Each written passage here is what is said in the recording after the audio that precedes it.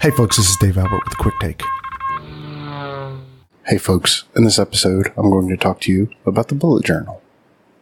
I've looked at the bullet journal technique for note-taking and task management and organizing your life before, and it didn't really work for me.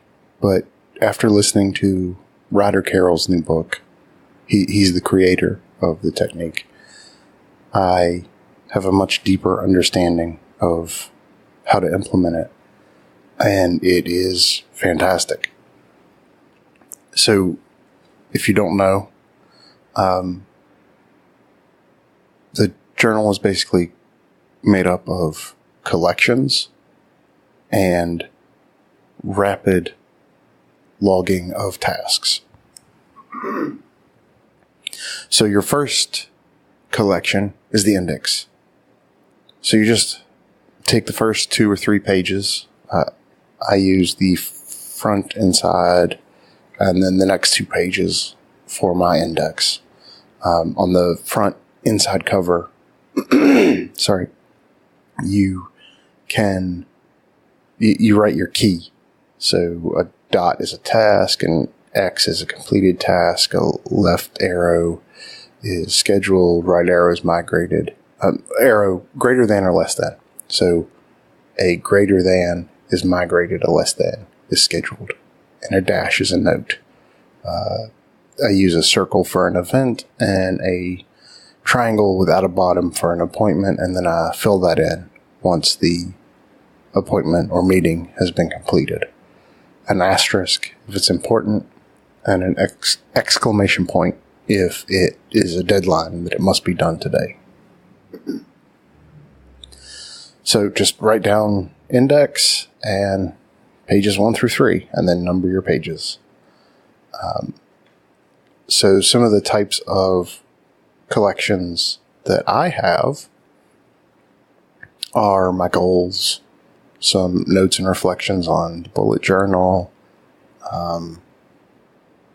Medit, the product we're working on, growth, so just some thoughts on how I could live my life better, media, so different blogs, podcasts, websites, movies, documentaries, things like that I want to keep track of and we'll get back to one day. One big thing, so I try to take from each piece of content, whether that's a movie, a video, a book, audiobook, whatever. I try to figure out what the biggest thing to take away from that is and keep track of it so that in the future I can come back and just look at that and possibly spark some additional memories from what I got from that book. I know there's a number of books I've listened to in the past that I completely lost anything from. I mean, I suppose I may have absorbed some of the book and integrated it into my own consciousness, but I can't point to anything that happened in it as good or bad. So that's the idea. I have not developed that habit. Speaking of habits, habit trackers are quite popular. You can see lots of examples of how people use their bullet journals on YouTube, Twitter, Instagram. I'm sure Pinterest has a bunch. Then you get to what are the real core of the task tracking and making sure that you're working on the most important thing in your day, collections, which are the future log. So you basically take a spread, which is 2 pages. So if you lay the book open to any page, the 2 pages are blank. So what we use there for the future log is figure out a third of the page and draw a line all the way across, and then the other third, a line all the way across, and then you get 6. So that gives me 6 months of the future. So it's still January now. I have February, March, April, May, June, and July. And then that's just to write down something, a task, an event, an appointment that needs to happen within that month. But you're not necessarily, you don't have to worry about it. So it's now out of your mind, but it's not lost. So every time you look at the future log, you'll see that it's there. Then we have the monthly log. So I have January with the days of the month written down the side. And then just beside that, the day of the week. So Monday, MTWR for Thursday, FSU, U for Sunday. So that you don't have two S's and two T's. Then to the right is January's tasks. So they're tasks that need to get done this month, or at least should get done as soon as I can get to them. So they're not necessarily something I need to add in today, but maybe they are, because I haven't gone through and done my actual daily review yet. So each morning I do a review of the previous day or day's tasks and migrate them into today, or schedule them into the January tasks, or potentially a specific day on the monthly list or the future log. Some people only do that at the end of the year, but I have so many things going on that if I did that, things would slip through. I wouldn't want to have to go through 30 days worth of daily tasks to find that I failed to do something. And it's probably a little more work that needs to be done moving it each day. But I'd rather do that than lose something. And also it makes me consider, do I really need to do that today? Or do I just need to move that back to the monthly log? Or does it even need to be done? So it gives me a bit more of an opportunity to make sure that, I don't lose anything. I don't waste time doing something that doesn't really need to be done, or I can schedule it for sometime in the future. The really interesting thing that the book gave that was much more than the technique for bullet journaling, it was more like a life philosophy, really.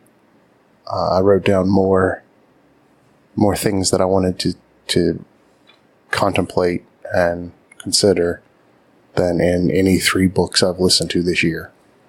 There were just a lot of things, so I would absolutely recommend getting the book. I know I'll listen to it again, and like I said, I've tried the bullet journal before, but it didn't really click with me until listening to the book. And there's a companion PDF which gave some useful information. Some of the other potential collections that I've written down in my bullet journal collection are a gratuity log. So that's interesting, especially because this person that I heard it from said to write down 2 things a day and no repeats. That may or may not have been part of the book. I can't remember. But yeah, so if you can't repeat anything, then you've got to, be, I think, a bit deeper and be a bit more creative in what it is that you're grateful for. Some deeper thinking collections. So for planning and thinking through some problems, and potentially for pre-development. So before I start to write some code, pre-planning how that will be built. I'm not sure if that one's going to work. I was about to do it yesterday, but I basically ended up just using a big white sheet of paper so I could draw diagrams and things that really didn't need to be kept. So I don't know if that will or will not work. I do need to do a lot more pre-work before starting development. I think that will help avoid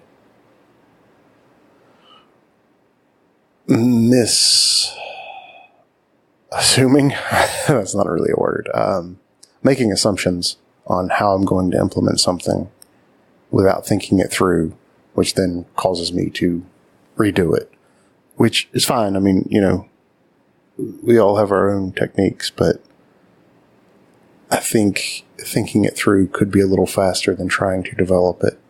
I know that a lot of times I just use, blank code and rewrite it until it's right. But I think I could probably be a bit more efficient thinking it through a little bit more sometimes. It's hard when it feels like thinking isn't actually working, but it actually can be even more useful. Just a habit I need to develop. There's a 5-4-3-2-1 technique for setting goals. So this isn't the 5-4-3-2-1 get started. That's not the 5-second rule. It's the 5-4-3-2-1 for goals. So what can you accomplish in 5 years, in 4 months, in 3 weeks, in 2 days, in 1 hour? What can you accomplish in 1 hour? It's a good way to get you kick-started and moving in the right direction. Habit tracker I mentioned, just a list of things that you either want to do or not do, and the days of the week or the month or the year, depending on how you want to draw it out, and then just shade in the boxes so that you can see how you were doing for that habit. Let's see, what else? So a health log.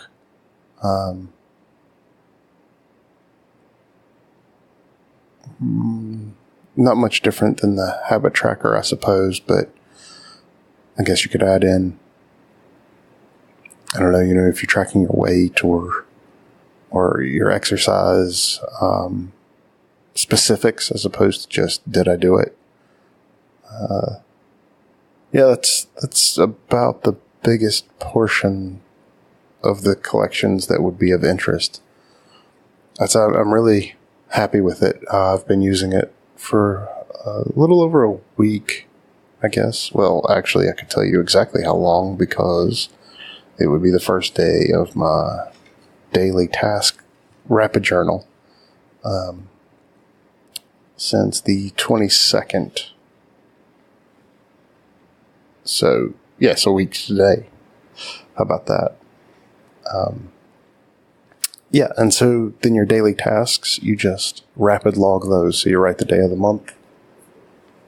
And then you can do your planning before the day. A dot for each of the things you want to get accomplished. An asterisk beside which of those are important. If any of them have a deadline. I mean, you can make up whatever key you want. The whole point of the bullet journal is that it should work for you, not follow someone else's specific example, which I think is also why I had issues getting started with it when I tried quite a number of years ago. I think it was back when I first heard about it. I mean, as in when it was first released into the public. And then with that dot, you just exit out when you're finished. If you need to migrate it or move it to the next day or whatever, you just take that dot and turn it into a greater than. If you want to move it back to your future log, less than. And I'd love to hear how others fare using any specific techniques or the bullet journal in general. So, as always, you can email me, podcast@dave-albert.com, or on Twitter @Dave_Albert. Thanks for listening. Until next time, remember, any sufficiently advanced technology is indistinguishable from magic.